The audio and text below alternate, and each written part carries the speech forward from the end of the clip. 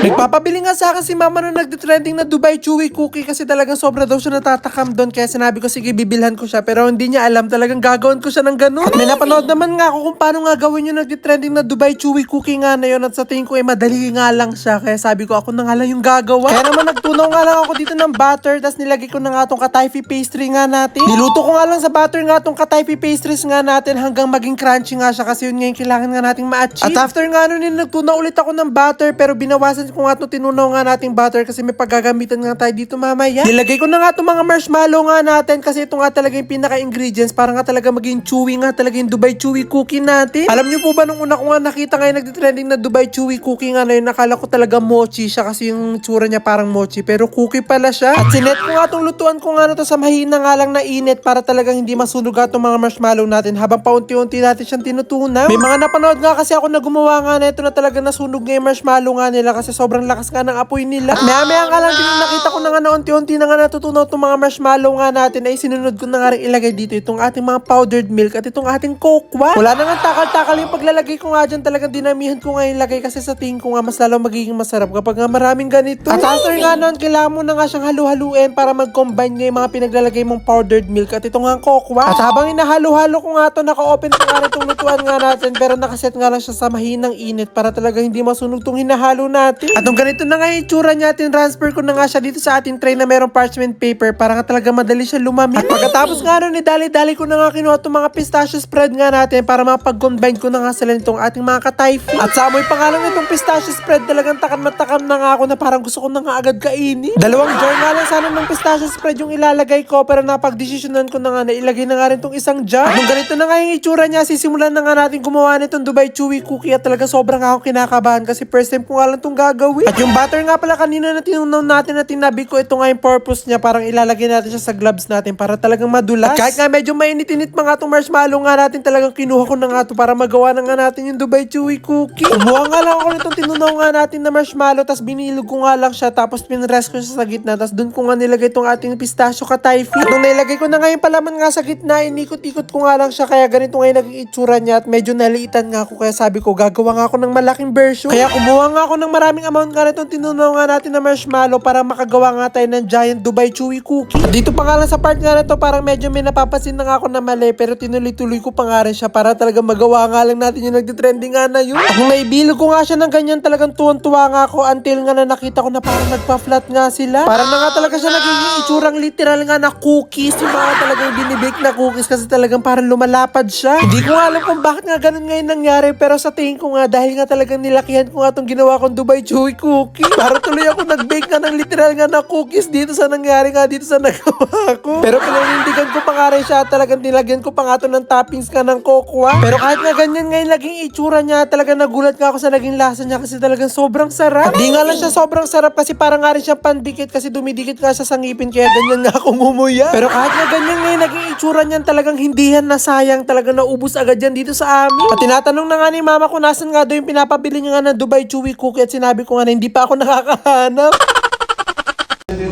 Sumapo direct.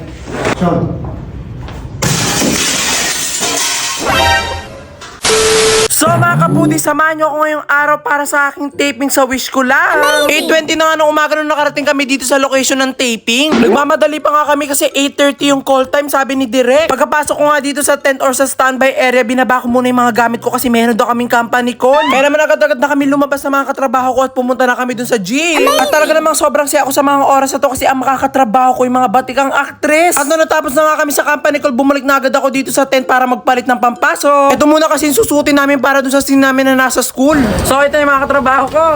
Ayan. Bagong gising. Yay!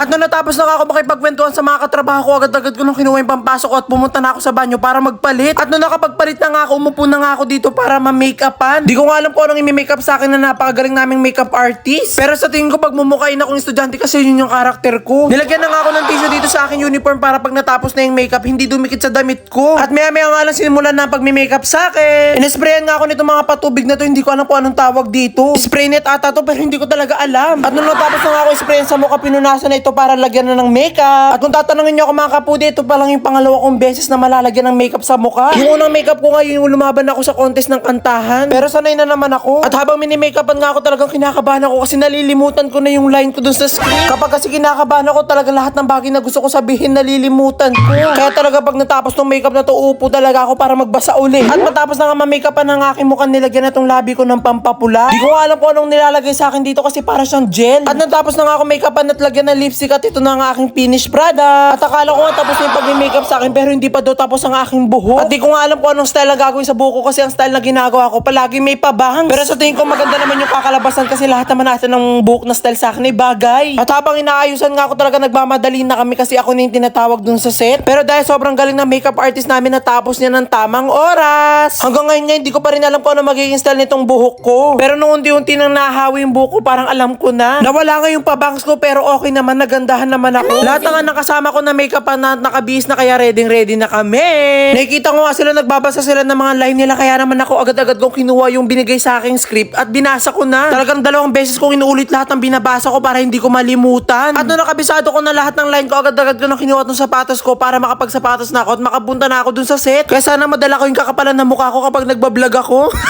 Kapag nagbablog kasi ako, hindi talaga ako nahihiya kapag gustong-gusto ko yung ginagawa ko. Inulit ko nga basahin yung script ko bago lumabas dito sa standby area. At nung natapos na nga ako, bumalik na ako dito sa tent para magpahinga. At talagang nagulat ako kasi meron ng mga nagdi-distribute ng mga pagkain. Kaya naman sa mga kapudi ko dyan na nanonood, abangan nyo ako January 29, Sabado, 4 PM sa Wish Ko Lang, GMA. At nung okay na nga lahat at nagkwentuhan na lang kami dito ng mga katrabaho ko, talagang tuwan-tuwa kami dito kay Ma'am Jan Marini. Talaga namang napakagaling na actress at napakabait. Kaya sana soon makatrabaho ko ulit si Miss Jan at yung asawa niya. At nung natapos na nga kami magkwentuhan, agad-agad na ako nagpalit itong pang-alis kasi ito na din kailangan naming costume. Ang eksena naman namin ngayon ay pupunta kami ng ospital. Sobrang lakas pa nga ng ulan kaya hindi namin agad matuloy yung eksena pero nung natigil na agad-agad na kami pumunta dun sa location. At habang naglalakad nga ako at papunta dun sa location, talaga naman tuwan-tuwa ako kasi lahat ng bata dun kilala ko. At andito na nga ako mga kapudi sa location at ang eksena namin dito ay nasa ospital. Talaga naman bilib na bilib ako sa production team ng GMA kasi talaga napagmukha nilang ospital tong school. At yun na nga nung natapos na nga kami pumunta na ulit kami dito sa tet at nagpalit na ulit kami ng pampasok. Kaya naman agad-agad na akong kinabitan nitong lapel. Ang karakter ko kasi dito ako yung dakilang best friend ni Jessica. Kaya naman abangan nyo na lang sa Sabado. At nung natapos na nga kami doon at pagbalik namin dito, nagpakain si Ma'am Glenda Garcia. Talaga naman tuwan-tuwa ako kasi ang favorite ko talagang pagkain ay palabo. Tapos pumares pa dito yung favorite snack ng mga Pinoy, yung Shanghai. At talagang ini-enjoy ko na lang itong pagkain ko kasi meron na naman ako susunod na eksena. Kaya naman agad-agad ko nang hinubad yung suot ko at nag-guys na ako at pumunta na kami dun sa location namin. Ang eksena nga namin dito ngayon ay nasa classroom kami. Gabing-gabi na nga ito pero napagmukha pa rin nilang umaga yung ilaw. At ito na nga binablocking na nga kami para alam na namin yung mga pwesto namin. At ang ititake nga ngayon yung ibabato yung bola dun sa globo. Kaya talaga lahat kami nagpuntahan sa likod kasi baka matamaan kami ng bubog. At ito na nga, ititake na siya.